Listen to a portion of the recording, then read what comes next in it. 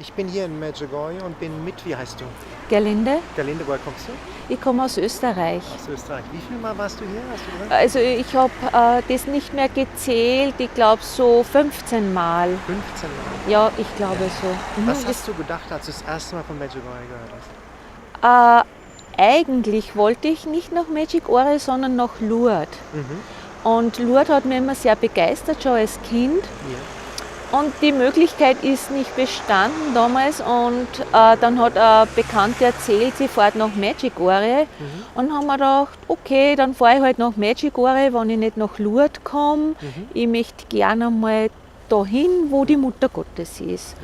Ja, und so bin ich da hergekommen. Und was ist passiert, als du das erste Mal da warst? Also wie ich das erste Mal da war, vergesse ich nie den Moment. Ich bin da mit dem Bus vor die Kirche gefahren worden. Und habe mir gedacht, also unfassbar, wie der Himmel da blau ist. Und es war wirklich wie so ein Ankommen im Himmel. Also ich war total überrascht, überwältigt.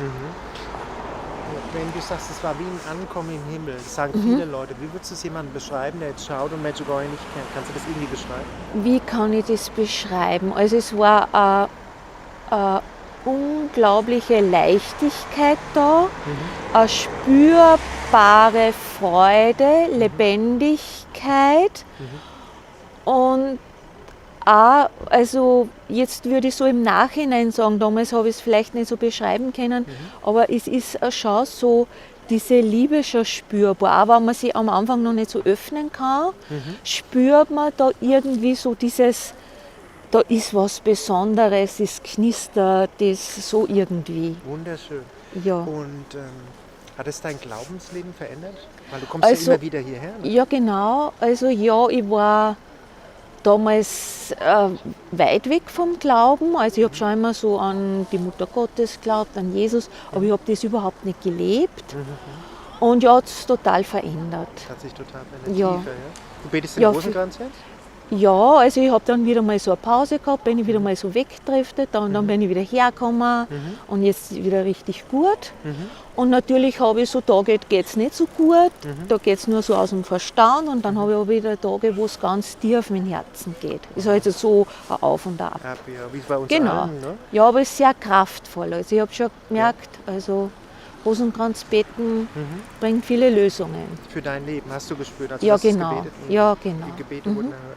Und gehst du zur Beichte? Ja, regelmäßig. Auch jetzt in Österreich. Seit letztes Jahr. Weil ich mir das eben dann zum Vorsatz gemacht habe, weil das ein Punkt der 5 Steine ist. Und es war das Schwierigste. Also ich weiß nicht, ob ich jetzt alle zusammenbringe. Die Heilige Messe, Ja. die Beichte, Rosenkranzgebet, Bibel lesen Bibellesen, genau. und Fasten, oder was? Genau, Fasten. Und ich habe mir halt die Beichte vorgeknöpft, weil das für mich das Schwierigste ist. Und weil das habe ich mir immer so vorgenommen, diese regelmäßige Beichte, und das hat halt nicht so funktioniert und jetzt funktioniert es gut. Jetzt funktioniert es gut. Und ist mega. Also jetzt ist mein Priester krank gewesen und die Beichte ist ausgefallen und ich habe aber gemerkt, wie viel mehr Schwere man dadurch im Leben hat und also es geht dann richtig schwerer, es wird richtig zart. Genau. Und was würdest du Leuten sagen? Weißt du, vielleicht schaut jemand und ist jetzt wirklich begeistert von deinem Interview und sagt, ich würde gerne auch beichten gehen nach 20 Jahren, aber ich habe Angst, das alles zu beichten, zum Priester zu gehen. Okay. Was würdest du denen sagen? Also ich würde auch noch mal sagen, also die Priester sind voll verständnisvoll und außerdem haben sie eine sehr große Freude, gerade mit so Schäfchen, sage ich einmal, die was 20 Jahre nicht da waren. Ja. Also da gefallen sie sich richtig. Und die helfen einem total weiter. Und einfach das auch gleich bei der Beichte sagen, also ich habe Angst und ich bin so nervös und die sind so verständnisvoll. Und einfach auch darum bitten, dass man zu einem Priester kommt, der was Verständnis hat. Da gibt es ja genug davon. Genau. Und kannst du sagen, was Jesus in deinem Leben verändert? Was hat Jesus in meinem Leben verändert? Ich weiß nicht, ob ich es so konkret sagen kann.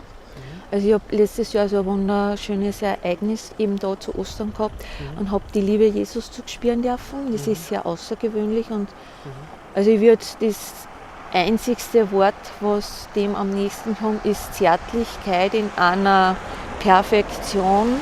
Man kann es nicht besser beschreiben und das habe ich spüren dürfen. Also da ist man kurz vorm Zusammenbrechen, muss man wirklich so sagen. Und ich weiß nicht, was er bewirkt hat. Ja, kann ich schon sagen, so in ganz schwierigen Situationen hat mir das so geholfen und haben wir gedacht, erinnert dich einfach an dieses Gefühl. Und das hilft, wenn du immer wieder... Total. Also, dass ich mir das herhole, oft ist es schwieriger, dann geht es wieder leichter, aber ich werde es mein Leben nie vergessen. Und glaubst du, weißt du, viele Leute sagen hier, durch Schmerz, durch Leid und schwere Sachen im Leben bin ich näher zu Gott gekommen. Ist das bei dir auch so? Ja, genau. Also ich habe ein sehr schweres Schicksal. Ich möchte jetzt nicht sagen, um was es geht, aber eines der schwierigsten würde ich jetzt so einmal sagen, was man so mitkriegen kann.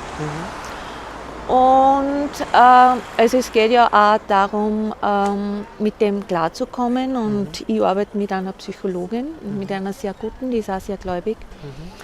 Und also da sind wir sich einig, mit Gott haben wir es da rausgeschafft, also auch mit der Psychologie, aber nur mit Gott können wir den Weg gehen. Und jetzt habe ich ein bisschen den Faden verloren. Gell? Ja, du hast gesagt, die Psychologin, also nur mit Gott kannst du den Weg gehen. Ja, genau.